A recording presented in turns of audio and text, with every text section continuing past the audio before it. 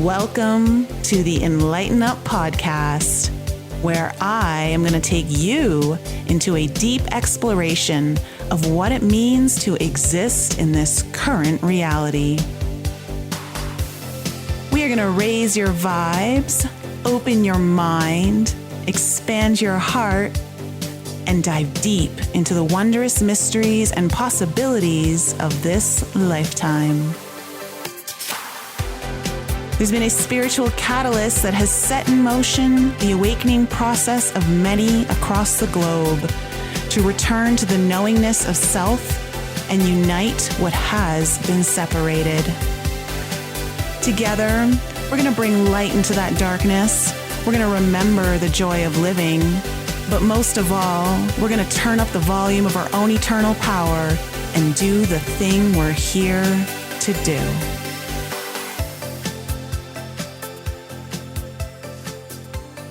Hey everyone, welcome back to the Enlighten Up podcast for another new guest that I can't wait to introduce you to, because today's guest didn't just bounce back, he ran out of a hospital that doctors said he would never walk out of.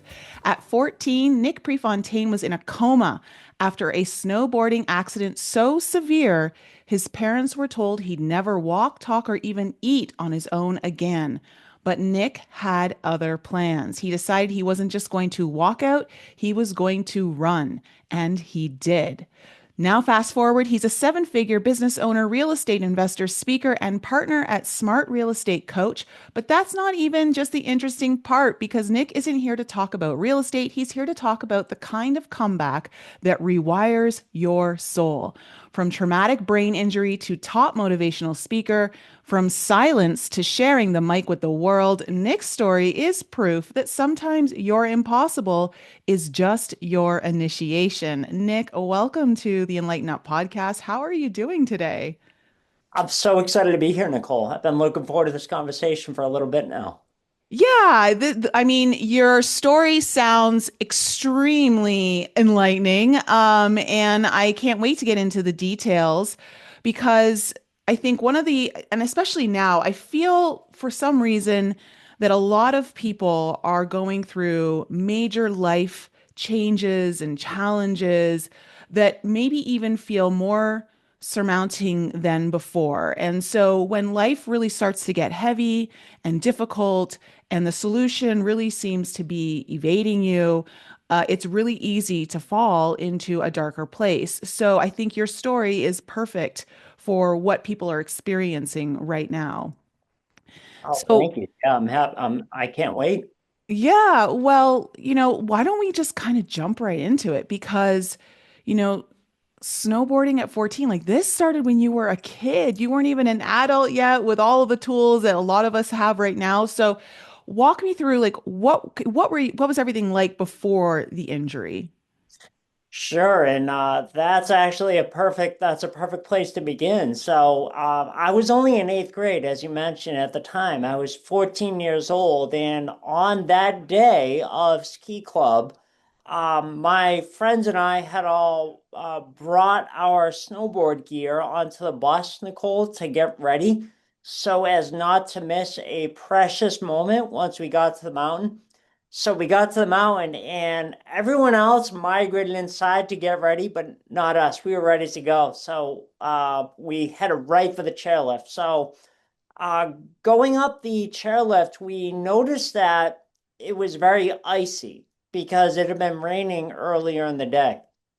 And what I mean by that is people were wiping out everywhere. And where the train park, I'm sorry, where the chairlift went over was right over the train park where all of the jumps were.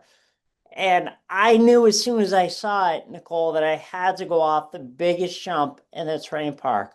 I mean, there wasn't even a moment in my mind where I was thinking, oh, maybe I should take it easy today. Maybe I should be careful. That was definitely what I was doing. So, got to the top, buckled into my snowboard, took a breath of that crisp winter air, and confidently charged towards that jump with all my speed. And going up to the jump, I caught the edge of my snowboard, and that's the last thing that I remember. So I would say then, because I feel like there are certain events in our life that are predestined, that this is what I believe, and I think a lot of people in my audience believe that there are certain things that we kind of orchestrate before coming into this life to go through certain challenges so that our soul can experience something, evolve, and grow.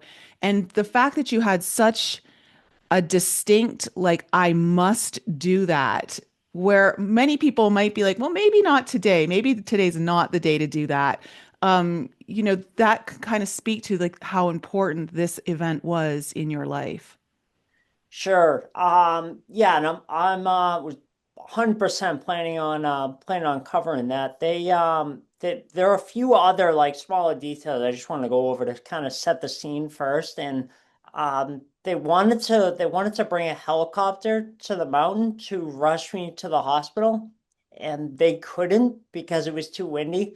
So they had to send in an ambulance. And out of all the paramedics in the area, there was only one who could intubate right on the spot, and I needed that to be able to breathe. And he was one of the paramedics that showed up to the mountain that day. And so there were three things that I really credit to being able to be here with you today, with you and your audience, and tell this story. So the first one I already shared was the right paramedic showed up at the mountain. The second one was, although I wasn't wearing a helmet, the pair of goggles that I had on my head, whether they were over my eyes or resting on the top of my head, they had a lot of padding. They were thick with a lot of padding. So the experts and doctors and eyewitness accounts and everything, they told me that after the initial impact, so they helped brace the initial impact, as I continued to roll down the mountain and continued to hit my head, they told me that with each hit to my head in the ice, the goggles moved to cushion each blow. The third thing, and this is I think the most important thing, is once I made it to the hospital, I was resting in a coma in the ICU, unable to communicate with anyone, and the doctors weren't doing anything wrong. In their eyes, they were like, "Oh, he's in a coma. He can't hear us." So they came into my room to share the not so good news, not so good news, not so good news, and my parents right in front of me. And my mom stopped them and she said, "No, no, not in front of him," because she understood that even though I was in a coma, I was still taking in information. So she made the doctors step outside the room, and then once they were there, that's where they told my parents that I probably wouldn't be able to walk, talk, or eat on my own. And even if I was able to come out of my coma, there was a good chance that I would need 24-hour care for the rest of my life. And my parents didn't accept this, like so many patients do, as a death sentence. They took the information, thanked the doctors, and then allowed me to treat it like any other situation. So, because none of this got through to my mind, all this noise, if you will, I was just able to treat it like any other situation. So I was in a, this is a long answer to your question, but I'll get there. No, I love it. Keep going. You're good. I'll get to the answer. So I ended up being in the coma for 3 weeks. I really don't remember a month because it was a partially induced coma. And it was then where the idea kind of came into my mind. So, um, like I said, I had to learn how to walk, talk, and eat again. So I can remember a specific moment in my hospital room, in my wheelchair, in between therapies, and overhearing my parents talking with my doctors and therapists. And this was even before I could talk. They said, "Okay, what do we need to do to make sure Nick makes a full recovery?" I heard in the back of my head, "You're going to run out of the hospital." So then I was able to communicate that to the rest of my team, my parents and doctors and therapists. And then that became our common goal, me running out of the hospital. So that's where that comes from. How were you communicating then at that point since you weren't able to speak? Oh my gosh. At first it was eye contact, blinking even. then shaking and nodding the head, and then that progressed to mouthing words, then that progressed to whispers, and then that I slowly was able to work and get my voice back.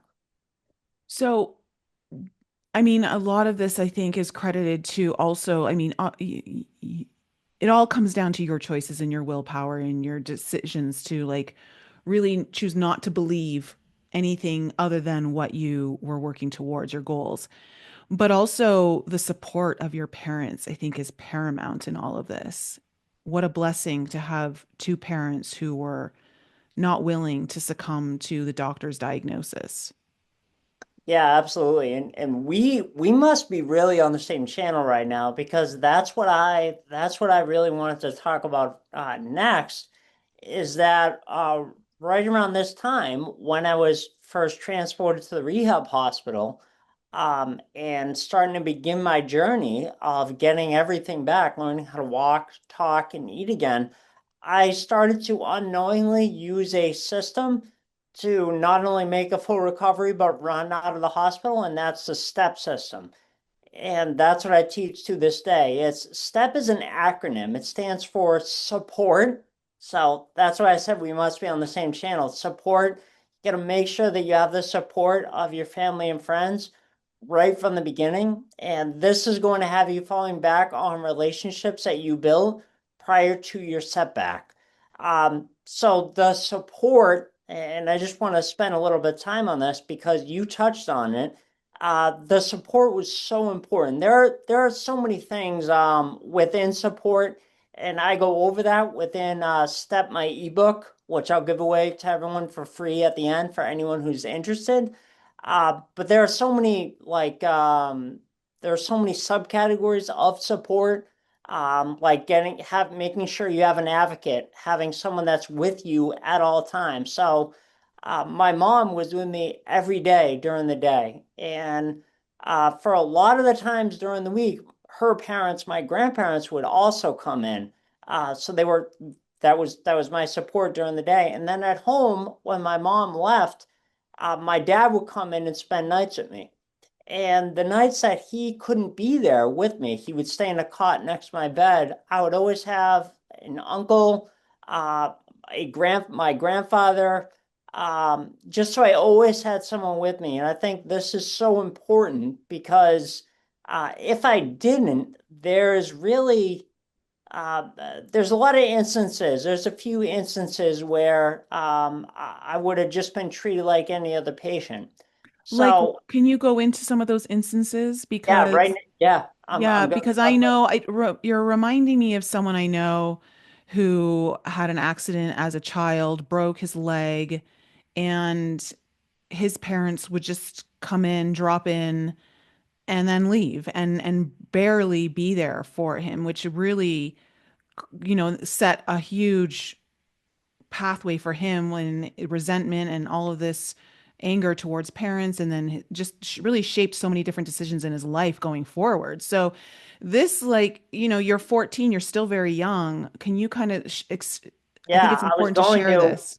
This is it, it's kind of it's a little frightening how how in tune we are right now because that yes that those were the next words out of my mouth that story. So um all right, I this was probably after I had been this was after I had been at the rehab hospital for a few weeks, and I was still within probably a week or two of being cleared to walk on my own.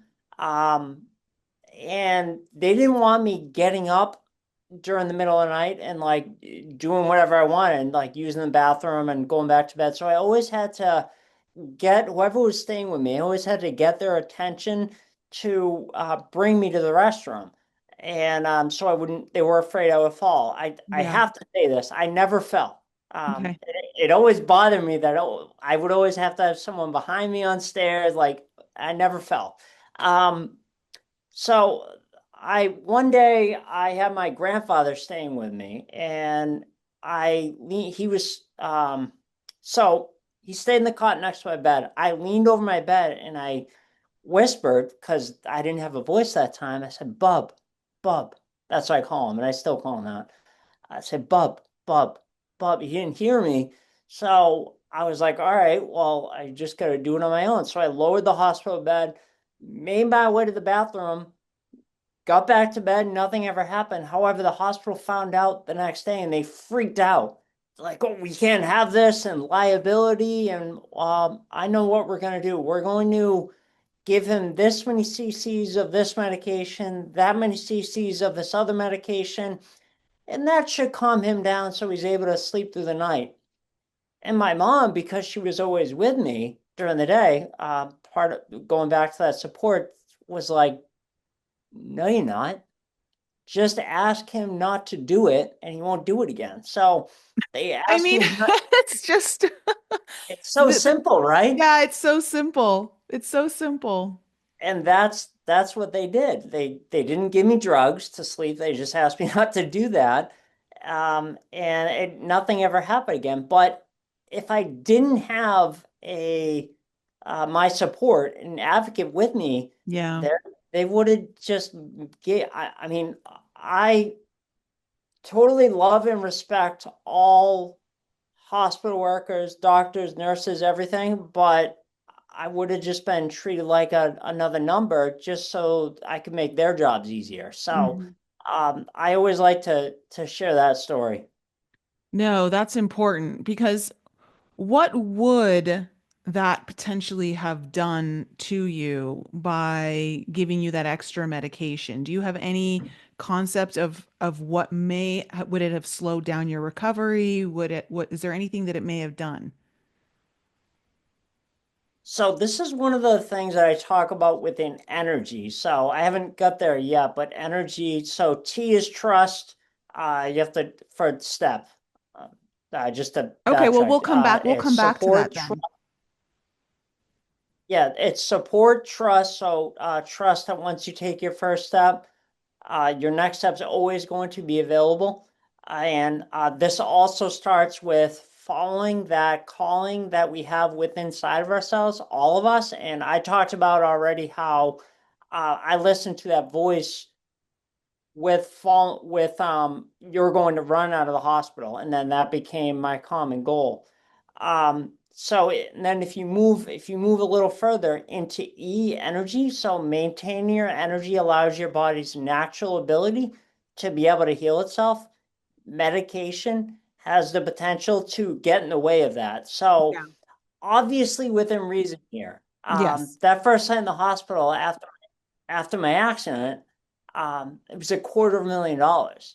So I needed that to be able to live. But there's a certain time in everyone's recovery when that's not necessary anymore. So as soon as it was medically possible, my parents got me off of the medication, and just been able to focus on doing things all naturally, eating right, that kind of thing. And does that answer your Yeah. question? Yeah, because you're speaking Okay. to the natural intelligence of the body and its own knowing Right. on how to heal, right? So the drugs would interfere, dumb down, slow down, That's all exactly and right. potentially Yeah. cause other issues. Who knows? It depends on how long you would have been on the drugs, of course.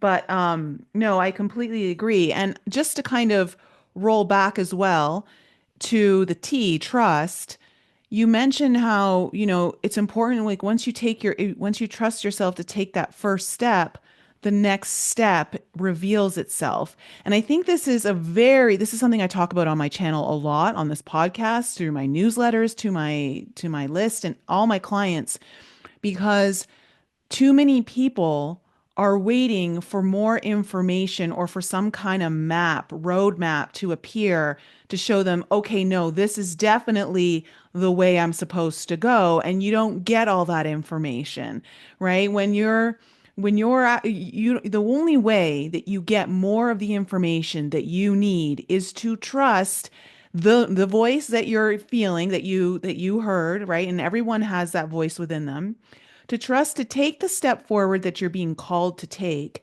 and know that the next step will show itself to you, but you don't get to see that until you have the trust to take the first one. 100%. 100%. You said a few things in there that I want to highlight. So, yeah, the body, like part of energy is our body has an innate ability to be able to heal itself. So, medication can mess with that. So that's why you want to get off that as soon as you can. And then finally P, just to finish it out, P is persistence. So once you take your first step, like you mentioned, how it's important to take your first step, keep getting up every day and taking your next step, no matter how small. And by continuing to move forward every day, you are building an unstoppable momentum. Yeah, the problem with the P part, which I'm assuming, is it persistence or is it, Yep. yeah, is that when people are in that place, I think we're in, especially nowadays, we're in this era of instant gratification, right? If I don't do some if I do something and I don't see the results immediately, it must not be working, and screw this, it's not worth it. And I think we often forget that, and this is where a lot of you have to go back to trust and faith, right, in your own process and your own calling, that you wouldn't be steered in the wrong direction, that to trust that it's going to eventually show you what you need to see. It just may not be on the timeline that you're hoping for, because that's something that we're always wanting it to be faster than what we actually maybe experience. 1,000%. 1,000%. And actually, that's interesting because I'm sure you can relate to this, your listeners can relate to this. So, when we're younger, time is compressed. So, something like 6 months, 18 months, 12 months, or even 18 months can seem like a lifetime away. However, it's really not that far. And so I ended up being in inpatient rehab for less than 2 months. I ran out less than 2 months later. And it wasn't like my work was done. I had to continue to go to outpatient therapy for another 6 months, along with being tutored all summer long, 5 days a week, in order to continue on to high school with the rest of my classmates. And looking back at it, it's a little surreal. Talk about the time being compressed when you're younger. It's a little surreal to me that only 18 months later, after finishing my rehab from my snowboarding accident and being in a coma, I got my start door knocking pre-foreclosure doors. So I would go to these homeowners, I would get a list of people that have received a notice of default letter from the bank, meaning they missed several payments on their loan, on their mortgage. And I would try to set up meetings for one of our investors, one of my dad's investors, rather, because I was only 16, one of my dad's investors, to meet with them the following week and explore potentially buying their home. Um, it took a mentor a few years ago pointing that out to me, that wait a minute, so only 18 months after finishing rehab, you were like going into some pretty rough areas of cities and door knocking. It's yeah, it's a little surreal looking back at it. And really, if you I continued doing that throughout the rest of high school. And after high school, got my real estate license, started helping buyers and sellers as a realtor. And going back to that calling, that voice in the back, in the back of your, almost your being, your essence. Yeah, we do all have it. And that voice came back to me once I graduated high school.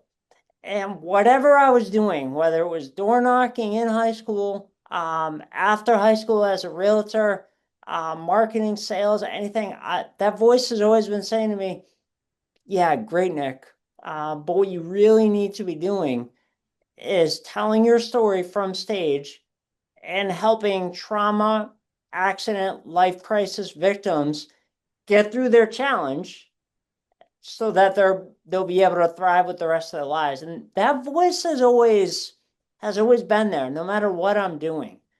And actually, it was in 2012 that I developed a challenge with my voice. It almost sounded like it was hard to get the words out. That's how it sounded. It didn't feel that way. I felt fine, but I just I had a lot of tension right here, and I wound up, I saw all these doctors and specialists, Nicole, and wound up in and they all first initially said I was fine. There's, yeah, just, I don't know, get some rest. No one knew what it was. I went to therapy on my own. No one could really pinpoint what it was.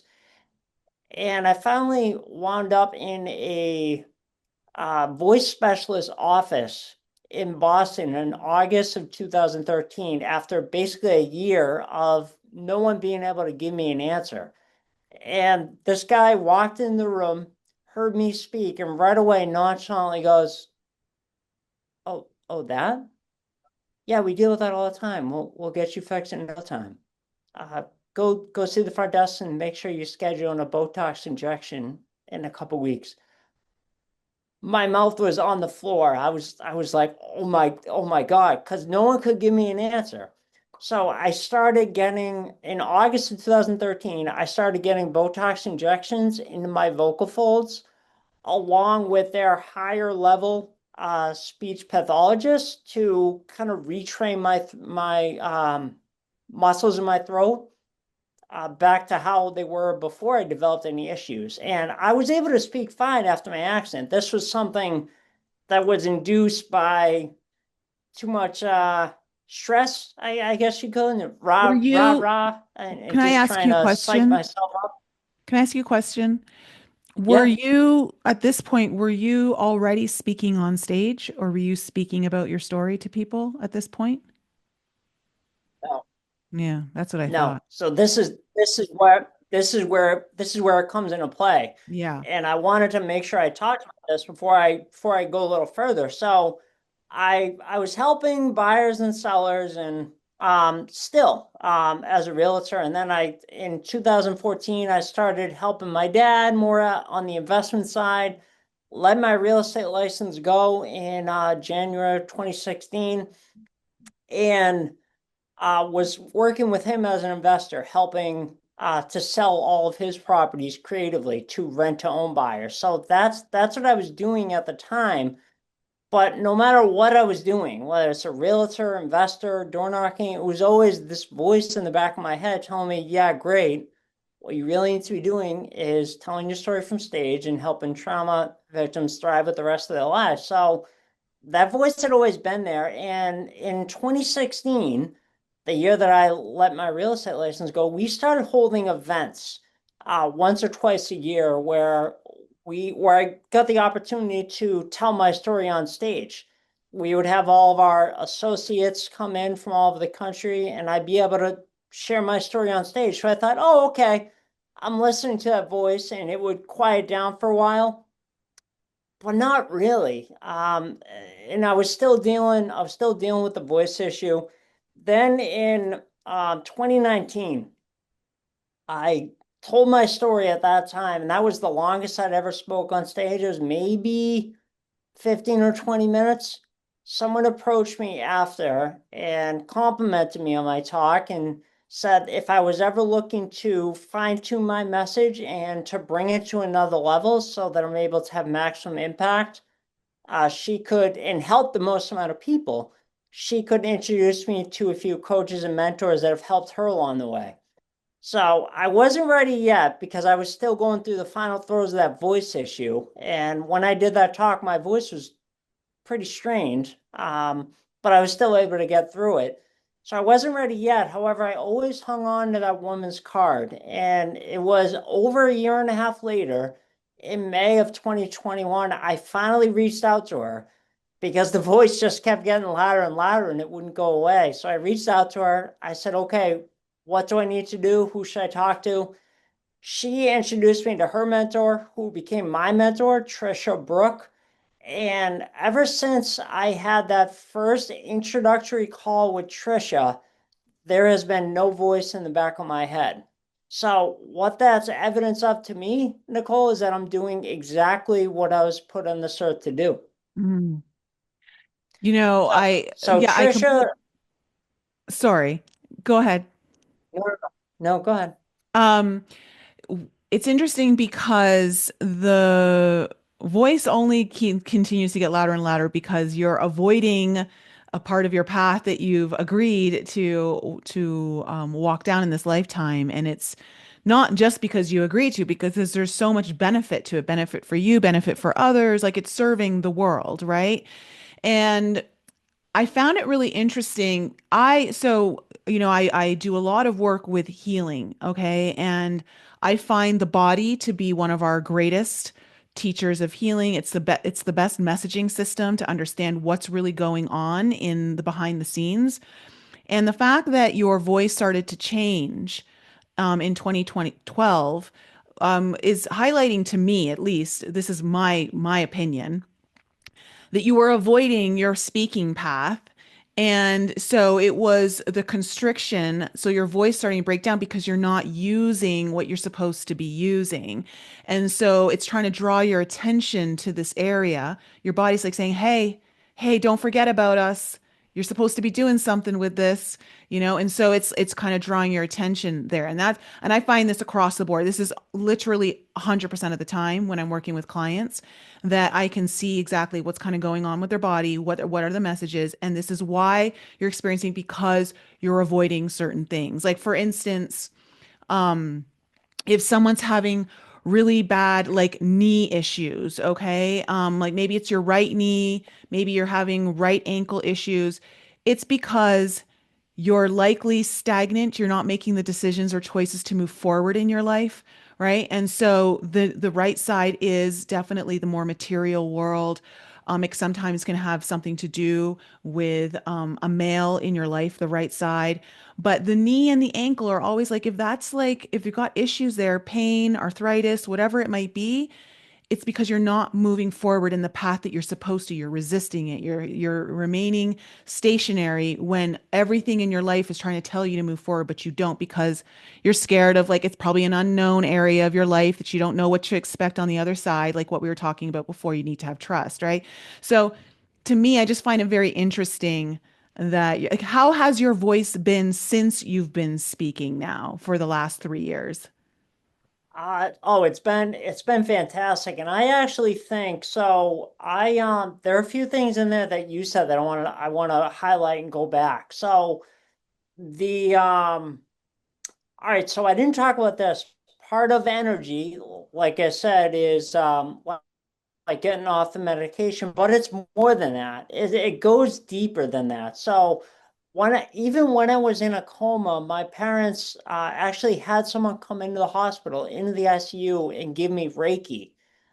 So that was something obviously I didn't have any control of at the time. I found out after the fact. Now to this day, like I said, the energy has evolved for me, just as I've been on my journey. But I get something called Tuina, and that's a form of body work. It's Mhm. like Chinese body work. I don't know if you're familiar with it Yep. or any of your listeners are. You are. I get that. And then the other thing that I get is myofascial release. I get both of those every 5 weeks, and that helps me keep my energy high. And also open, so I'm not constricted, so I'm able to impact and affect the most amount of people possible. You asked me how my voice has been since I've been on this journey, this speaking journey. Call it this journey for me has been the last 4.5 years of being really on this journey. I still feel to this day that my voice is getting better every day. I see little improvements every week. I feel my voice is getting stronger, and so I didn't finish the voice issue. I didn't finish that. So I got the after that talk that I gave in 2019, I had to get a Botox injection. And actually, right after that talk, I ran a half marathon.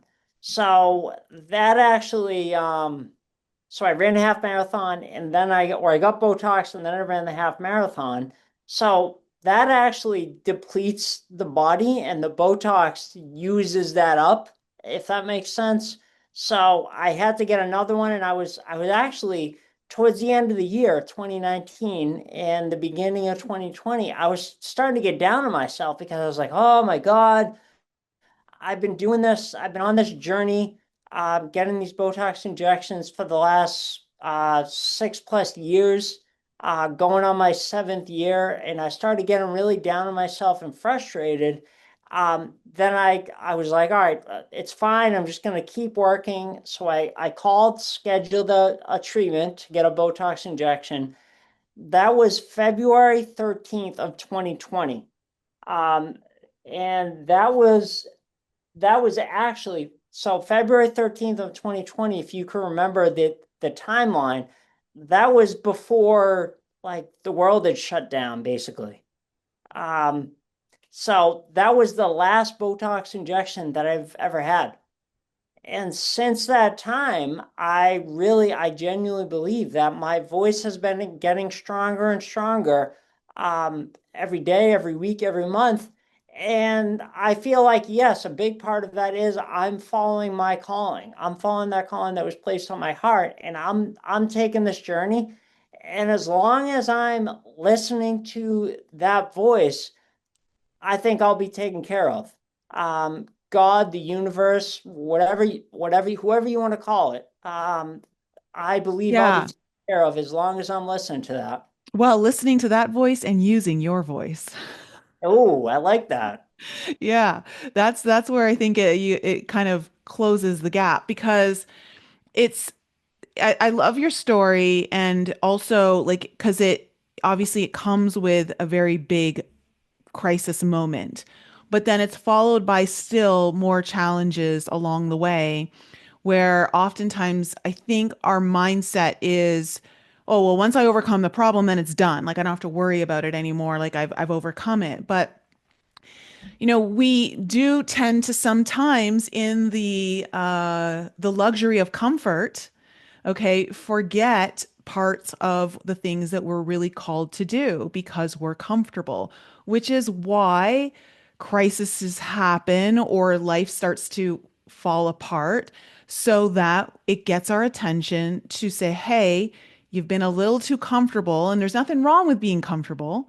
But if you're also using that comfort to maybe perhaps avoid certain callings, that voice that everyone has to follow what you're being told to follow, then that's when things start to break down. Life starts to break down. The body starts to break down. Relationships start to break down. Money starts to break down. Like everything starts to break down to get your attention, no matter what. And it will always depend on like variables in your own life, right? Everyone's different. But I think that it's so important to understand too how the answers, sometimes we think they're so the answer's got to be so complex and it's going to be too big to like understand when really let's go, there's two things here. One, we can take it back to your mom and the doctors when they wanted to give you all those medications to keep you sleeping throughout the night, when really the answer was, well, just ask him not to do it again, right? It was just so simple. And what is, let's just even like touch on that. All the doctors needed to do was voice what they needed to say to you, right? They just need to use their voice. They didn't need to go into medication and all the things to, figure out the right solution. It was so simple. And so for us, I feel like oftentimes the answer is a lot more simple than we believe or think it should be. The problem is that we're resisting it because it often means we have to face something that challenges us in a way that we're not maybe ready to look at, but we have to. It's calling on us.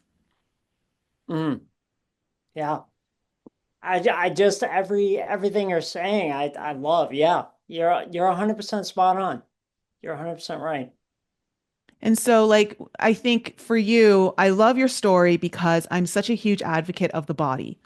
Um, I use it in how I help clients figure out what their next steps are or what's kind of going on. Like, what's the one thing you need to focus on and forget everything else because it doesn't matter. It's all you have to focus on is this one major thing, which is in essence the thing like the voice that calls you. Like, if you just went and spoke on stage, then blah, blah, blah, blah, blah, all these other things would like fall into place, right? Yeah. But of course, we make it more complex. And so I love kind of decoding, using the body to decode the path of purpose. And when I say path of purpose, I don't just mean for your career. I mean just what are you being called to? Like what is the big thing that life is calling upon you to step into right now? And so I think that your story is fantastic. And I love that. So I'm curious, Nick, were there any points along your journey where you were on the brink of giving up? Yes, I love this question because people hear my story or learn about my story and they say, especially like accident or like life crisis or trauma victims, and they say, "Oh yeah, okay, easy for you. You got in your accident and you were in a coma and then you ran out of the hospital. It must have been easy for you." No, I'm human. I'm human just like everyone else. So I can remember this one particular time, instance in the hospital. I would have double sessions, Nicole, of physical, occupational, and speech therapy. So after my morning sessions, physical, occupational, and speech therapy, we were on this particular day back in my hospital room, the rehab hospital. And it was just my mom and I. And I can remember I was in a wheelchair at the time and I was looking over my situation and I just couldn't figure it out. I can remember turning and asking my mom, "Am I ever going to be able to walk again?" And she didn't hesitate. She said, "Of course you are. That's what we're doing here so you can get everything back and we can go home." Step. So this allowed me to keep taking that next step. But that's so important because I think everyone has that moment of doubt. And I even touched on earlier that moment of doubt being with my voice issue. Talking about the moment of doubt when I had to call and schedule to get another Botox injection, even though it had only been a short time, maybe a couple months, where up until that time I had been able to stretch it out for 5 or 6 months in between Botox injections. But the reason I was down on myself is because yeah, it was taking a long time and I just wasn't seeing the progress. And also, I was frustrated because it was only after 2 months as opposed to 5 or 6 months usually. So I was getting down on myself then, and I just kind of reminded myself that I just have to focus on what I can control. And I'll keep getting these Botox treatments for as long as I have to. And in between those Botox injections, I'll make sure I'm doing my get my Twina treatments, my myofascial release, and I'm doing my voice exercises. As long as I'm doing that and I'm still seeing improvement, I'm going to continue to do it. And that was a mindset that I had going into that last injection. And then I didn't need any more injections after that. So I want to pick up on something that I talked about, and I kind of stopped, and then we kind of took it where it went. But that initial call with Trisha, I shared what I was looking to do, my story, and everything like that. I said, "Do you think that's possible?" She said, "Yes, you should do the speaker salon." And I said, "What's that?" Well, she said, you commute to New York City for 6 weeks in a row. Every Wednesday, you're on stage at the Triad Theater with up to 10 or 15 other speakers. And you get my live direction and feedback in crafting a 10 to 15 minute talk. Then on the final week, the 6th week, you perform it for influencers, TEDx organizers, podcast hosts, people that are looking for speakers for their stages. So you get to perform that talk for them. And then while I was doing that, Nicole, about halfway through, Trisha approached me and she said, I love working with you. I can really see us working together in the future. I specialize in helping speakers to help them build out their speaker platform, their foundation, if you will, and help kind of get them started. And I didn't even know what that was. That was before I even launched my company, Common Goal, which I now have. And like I said, prior to her, I'd maybe spoke for 15 or 20 minutes, and that was a big deal to me. So she said that's 75,000. I said, and the reason I shared these two amounts and what I've invested to in myself is because I think it's so important to have a mentor. So I said, I don't have that hiding underneath my mattress, um, but give me a week and I'll figure it out. So I was able to apply for financing. I got approved, and 6 days later, I sent her the money. This was a pivotal. This was a pivotal time for me, because it was really those like I think we all have them, those like 5 second or 3 second decisions when you're faced with something and you have to pull back and retract or keep going forward. Uh, Now I said yes, was able to send her the money. Trisha helped me launch Common Goal and my company and come up with Step the ebook. She was the one that pulled the step system out of me. So the step system is all just internal. It's how I was raised. It's how I've always dealt with things. However, Trish was able to pull me out of it, and she asked me, "So you have this great story of being in a snowboarding accident and a coma, and then running out of the hospital. How'd you do it?" I said, "I don't know. I just got up every day and kept working and did the best I can." She goes, "No, not good enough." So she kept asking me like Mhm. 6 or 7 layers deep, to a point where I was frustrated with her.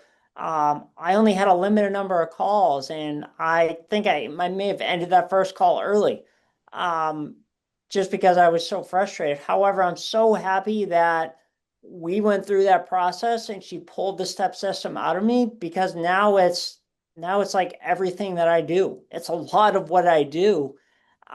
She also helped me to put that into several talks, keynote talks, which I now give to brain injury associations and other organizations that support individuals that are going through trauma all over the country.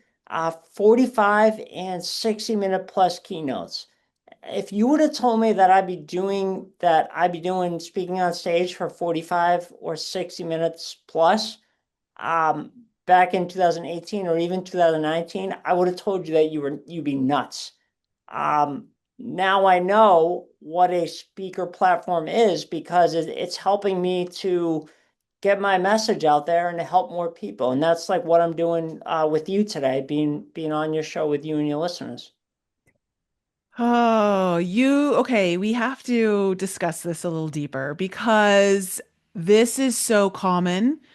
Everyone faces, I faced something similar throughout my journey where you're faced with an opportunity. The gates open, someone comes through, offers you an opportunity, but it costs a lot of money that you don't have.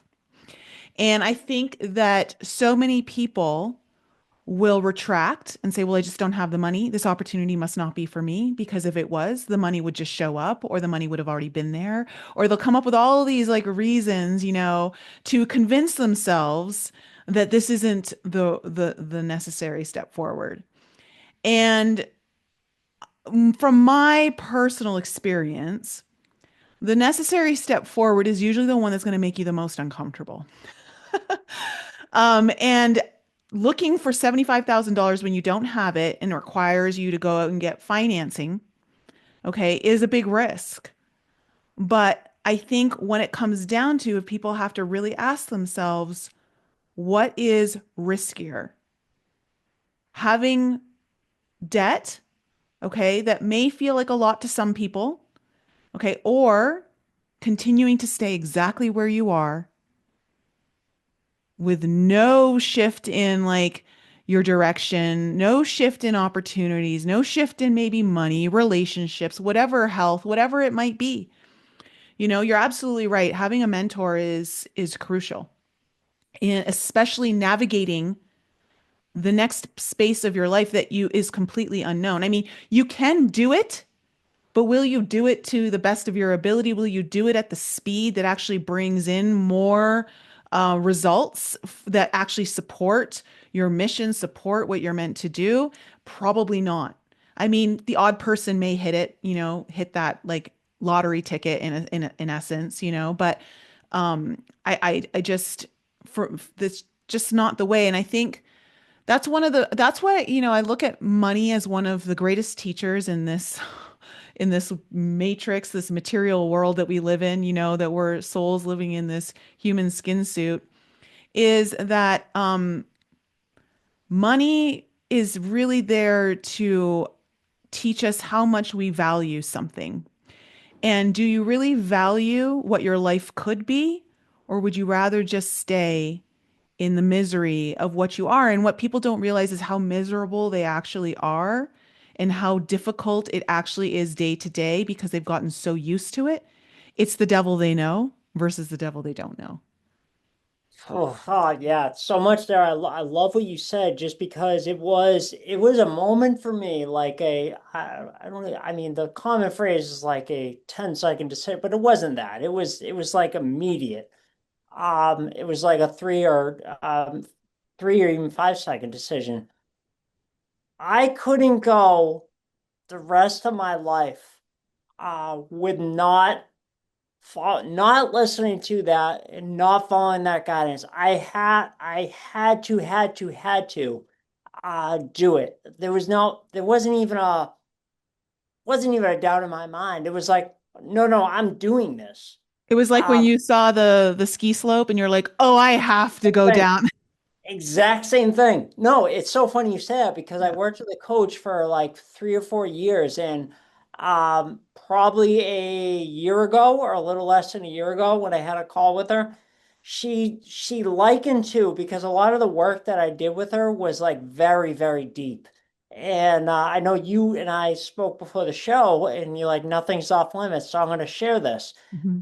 Um, the when I was on the chair, we did a meditation when I was on the chairlift on that ride. Before I went off that jump, I got in my accident where I saw the jump and I was like, oh yeah, that's definitely what I'm doing. She tied it to exactly what you just did.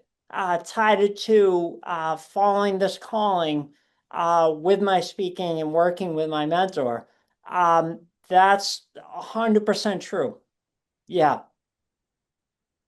Yeah, and it's hard. So, like, what would you say to people right now who maybe are in some kind of position that is similar to where, like, they feel this calling, they know they need to this, but it's maybe going to cost them money. And I say that just because that's often a massive roadblock for a lot of people to um, pursuing what they're being called to pursue, right? It's an investment, and that investment most likely will pay off. Not every investment pays off in the way that we think or in the time that we think. Like I think about my past, and I knew like I wanted to quit my job and I wanted to travel for at least a year. And it was to, in essence, find myself. But it wasn't just to find myself. I wanted to look at property in Costa Rica to maybe open Oh, up a there retreat. you are. Oh, You're right there. You're right there. You said I had to find myself. You're right there. yeah, exactly. Exactly. And so that, was like tens and tens of thousands of dollars, to take a year off work to travel and to do all of these things.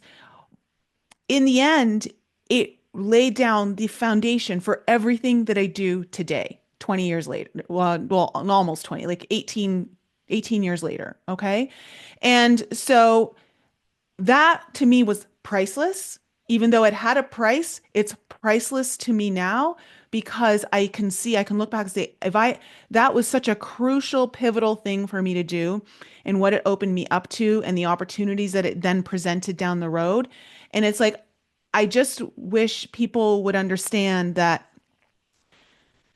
the investment, although it may seem large in the moment, is so insignificant to what is coming towards you once you say yes.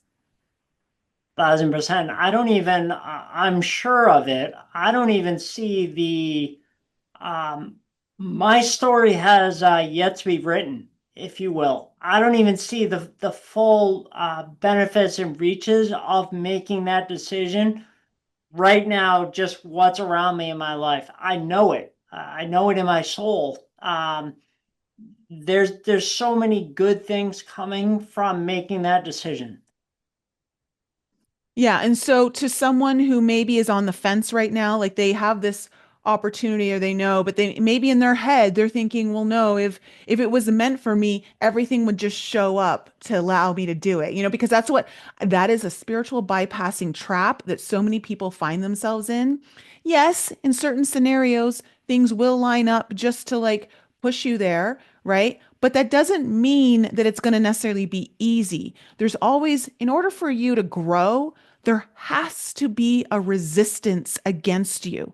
It's like working out at the gym. In order for the muscle to grow, there has to be a certain resistance against that you're pushing against in order for it to actually grow. And so the same is in life. If your decision doesn't come with any sort of resistance against you that feels like it's challenging you, that's making you literally sweat, like your soul is sweating, okay? Whether it's financial sweat, relationship sweat, whatever, health sweat, whatever it might be, it's not I don't want to say it's not the right decision, but it's not the decision that you think it's going to be. Yo, 1,000%. Yeah, it can't, life doesn't, and that actually sprang in my head a few times um, on this interview, the time that I've been with you, Nicole, is that people just feel like that, oh, if it, yeah, like you said, right on with what you said, is that, oh, if it was meant for me, then someone would show up at my house with a big bag of money, and I'd be it'd be nice and easy peasy. I could just walk right into my purpose. Uh, Life isn't that simple here on Earth. You, you need to at least take that first step, and I think there are so many people out there that are stuck, challenged. They don't know what to do. Like you said, they have this calling, this like this inkling of the direction that they should take. Um, not meaning it's going to be easy. Like my journey, even though I shared it with you today, wasn't easy. Hasn't been easy. It's been very fulfilling though, and I think the only way that you get to that point is if you're like we all have it. You mentioned it earlier, reflecting back to me some of the things that I was saying. We all have that voice inside of us. So um, there are so many people out there that are like kind of frozen. They don't know what to do. And I would say to those people to just take your first step, even if it's a baby step, because once you take your first step, your next step is always going to be available to you, but you're not going to have the full map planned out right at the beginning. You just have to start. You just have to take that baby step. Hmm. And to be fair, and I said this before, but you don't want the map laid out to you from the position of who you are in this moment. Because the map of your future self is so much more grand than what it would look like from this vantage point. So you can't know. You just can't see it. It's part of like you literally are the map. You are the map. And so if you're not changing and evolving, neither is your map. So like you have to move forward. You have to push yourself. Otherwise, life's just going to stay the exact same. And I think that's something like it's literally a living, breathing entity, the map, and it's you. But it's just like, are you willing to take that first step? And I think that is one of the greatest myths or errors that people make is believing that it'll just magically show up one day or they'll just know exactly what they need to do for the entirety of their path. Like you'll likely know exactly what you need to do in that moment for the next step. And there are times where I've been like, oh, yes, okay, this is exactly what I have to do. And I'll go do it. And it doesn't work out the way I thought it was going to, but it opened up another door. And then I'm like, oh, okay, let me go down this way now. And it's just like, oh, now I can see why I was meant to like whatever. Right. And so it's one of those things where like you just can't. There's too many twists and turns and doors you have to open that are closed until you actually open the door, walk through, like that are along the way. Like you can't know everything. Yeah, and one last thing. So, you can't connect the dots going forward. The only way you can connect them is backwards, Yeah. looking back and observing the journey that you've been on. Uh, but you have to keep moving forward in order to connect those dots, or else there's no dots to connect. Yeah. And sometimes ignorance is bliss. You know, it's sometimes better that you don't know everything that's ahead because you may not make the decision. And that doesn't mean that it's still not going to be a great decision for you. It's just, look, if you think this one's challenging, wait till like what happens when you're actually evolving and growing and the next challenge comes. Like it's just, people have this misconception that it just gets easier and easier. And certain things do get easier and better, but you're growing, you're challenging yourself. There's always going to be something bigger that but it wouldn't be available to you until you're ready for it. So, Absolutely. well, it's been a pleasure to have you on the show, Nick. Take my audience through all of the ways that they can get in touch with you or even get a link to the free, is it a free step like Yeah, process? that's what it's called, Step the ebook. Yep. Okay. So to download Step the ebook for free and learn all about support, trust, energy, and persistence. So, I mean, we covered, Nicole, probably like, believe it or not, only a 10,000-foot view of the step system. But to download the whole step system for free, go to nickprefontaine.com/step, and that'll help you get started on your first step today. Perfect. And I will leave all of the links for everyone in the description below this video and on this podcast so that you can easily get in touch with Nick if you wish. And you can easily find that ebook with one simple click.